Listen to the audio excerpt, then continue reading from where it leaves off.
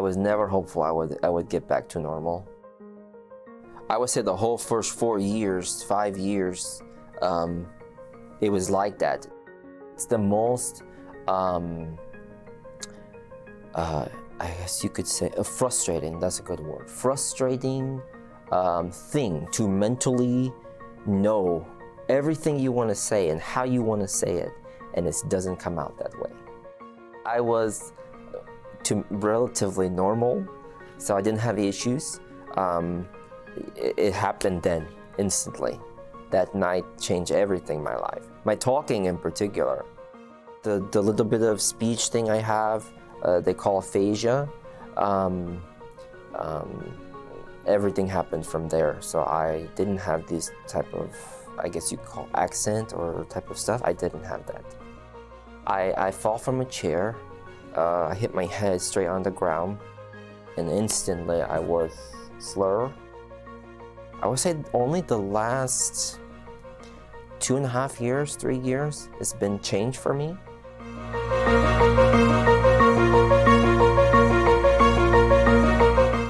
She did not give me an option.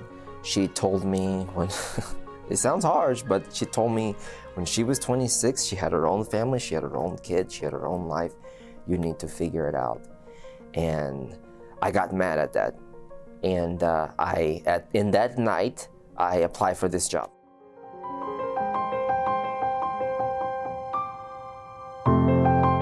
It's been like 7 years now from brain injury that I'm able to get better. The other thing is I got a cat.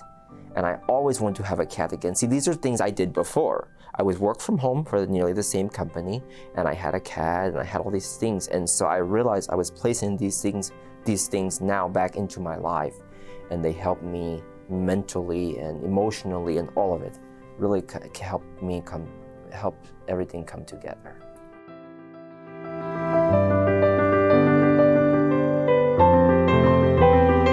The biggest thing that's helped me is a standing desk. I have chronic fatigue from brain injury too. So just sitting there is like you get tired more, you get fatigued, you don't move and you don't doing nothing. So I found with the standing desk that Craig was able to help me get, I feel like while I'm standing, I'm actively doing something with my legs. So I'm not just sitting and typing, and it's like keeps my brain a little bit more aware and going, to allow me to work my shifts. I don't understand how I did it without the standing desk, without this stuff, without the help, without the Chrissy, without Steve, without all these resources to help me. And I can ask, Craig or Chrissy anything, and they're like, yeah, we figure it out. It's like, oh, okay, I'm not alone. So yeah, that's what I think I would be. I wouldn't be working, I wouldn't be moving forward, and I take moving forward really of importance. A brain injury person, from my experience, doesn't need to realize what they can do. They see that every day of their life. What they need to know is what can you do, see what you can do. But you have to have grace and be patient. You have to have patience with your body and with yourself and with the journey. So I think the other thing that brain injury people should really focus on is don't always stop what you did before. You have a goal, try to go for it. That helps you mentally realize, okay, there's things I can do. Sometimes you think you can't do absolutely nothing no more. And it gets you down. So I have 20 hours of private pilot's license, and I'm working with the FAA to let me continue. And I've come to realize even if they don't let me continue, I will still keep flying with a certified flight instructor because I can. And I actually started to see that I was good at it, Sometimes with brain injury, you think, can I do this? Like, oh my God, I was nervous.